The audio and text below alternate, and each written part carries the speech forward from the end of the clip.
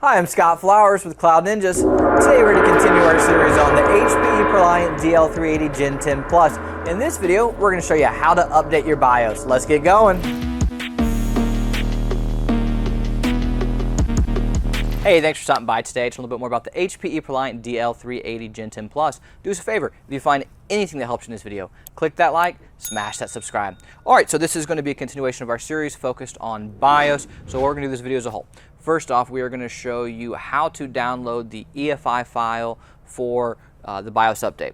Then we're going to show you how to create a bootable USB with a program we like called Rufus. Then we're going to show you how to download that file, or essentially put that file onto the USB. And then we're going to show you step-by-step instructions on how to physically install that to your server. So there'll be a decent amount going on, so let's just hop into all the good stuff.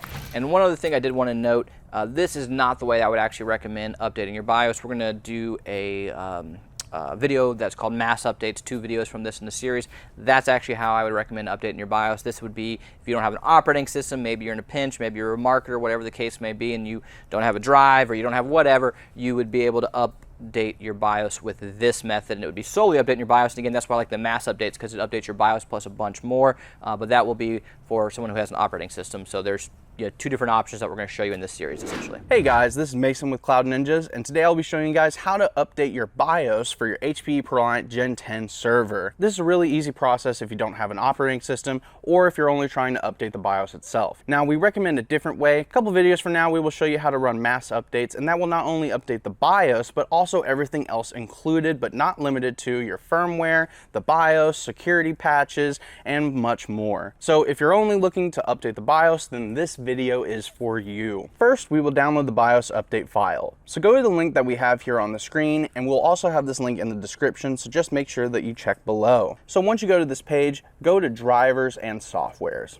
Then click BIOS, and under Operating Environment Type, select OS Independent. Now we will click on the BIOS here, then click Download Software, and then go ahead and click Download in order to download the BIOS update file. Next, we will create a bootable USB using a program called Rufus. So go into your web browser, search Rufus, so you'll download the program and run it once it is downloaded. Plug the USB into your computer that you downloaded Rufus on, and under Device, make sure that the USB device is selected. If you only have one USB connected, it should be selected by default. Click on the Select button and choose the BIOS update file that we downloaded in the previous step. Then click Start to begin creating the Gen10 BIOS update file. Alright, so now we will take our USB and plug it into the server. Then boot your server up. During post, we will press F9 so we can enter the system utilities. Scroll down to embedded applications and press enter. Now we will go ahead and scroll down to firmware update and press enter. Now we will click on system ROM and then press enter. Then scroll down to select firmware file and press enter. Then make sure that the file systems on attached media is selected and press enter. Here you should see that the media device is your USB and ours is labeled USB disk 3.0. So now we'll go ahead and select the device and then press enter. Then you will see your BIOS update file.